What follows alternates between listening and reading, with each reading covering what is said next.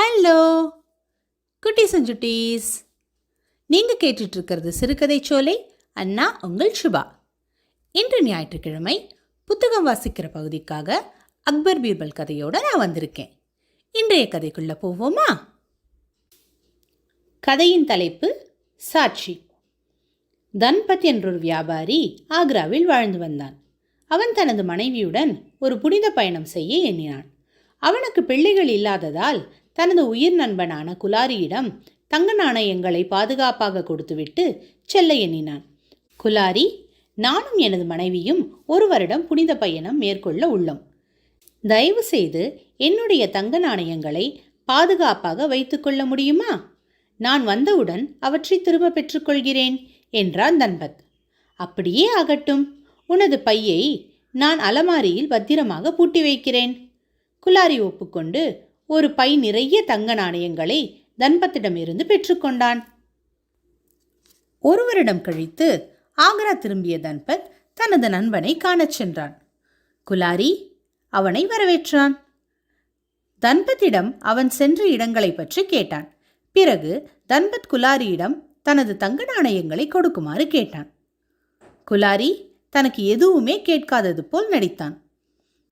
அவன் தன்பத் சென்ற இடங்களில் உள்ள கோயில்களை பற்றி பேசத் தொடங்கினான். குலாரி, தயவு செய்து எனது தங்க நாணயங்கள் அடங்கிய பையை திருப்பிக் கொடு என்றான் தன்பத். ஓ, அதுவா? அப்பையை நீ பெற சில நாட்கள் ஆகும்.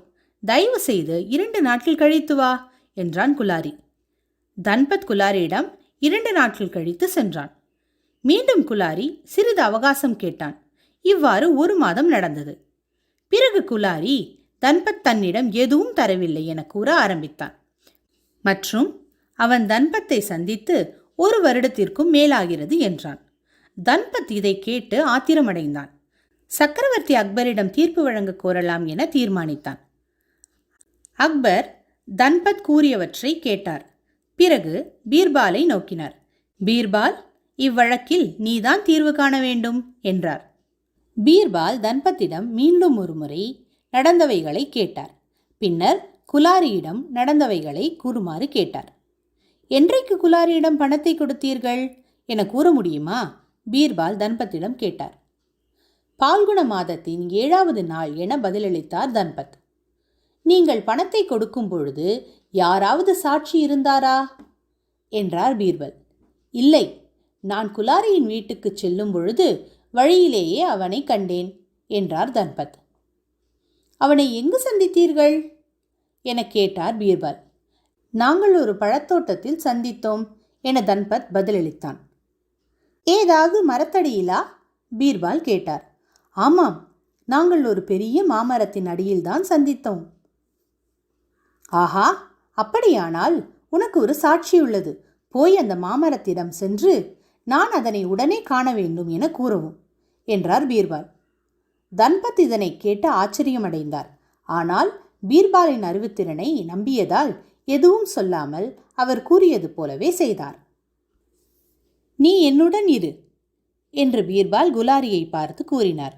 1 மணி நேரம் ஆன பின்பும் தன்பத் வருவதற்கான அறிகுறியே தென்படவில்லை. என்ன இது, தன்பத் இவ்வளவு நேரம் எடுத்துக்கொள்கிறான்? பீர்பால் களைப்பாக உள்ளது போல கூறினார்.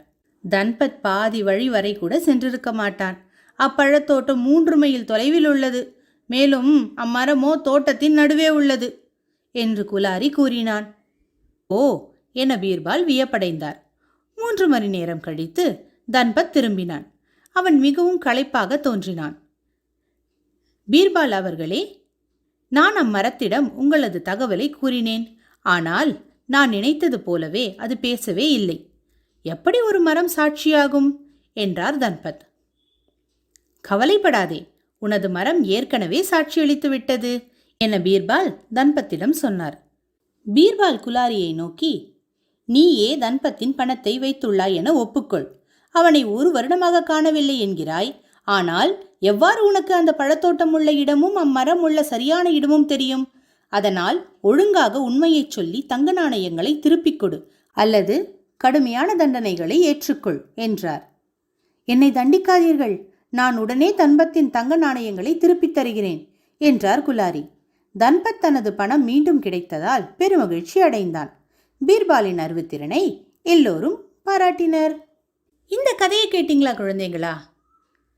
இருந்த இடத்துல இருந்தே ஒரு மாமரத்தை சாட்சியாக்கி ஒரு குற்றவாளியை தண்டிச்சிட்டார் பார்த்தீங்களா பீர்பால்?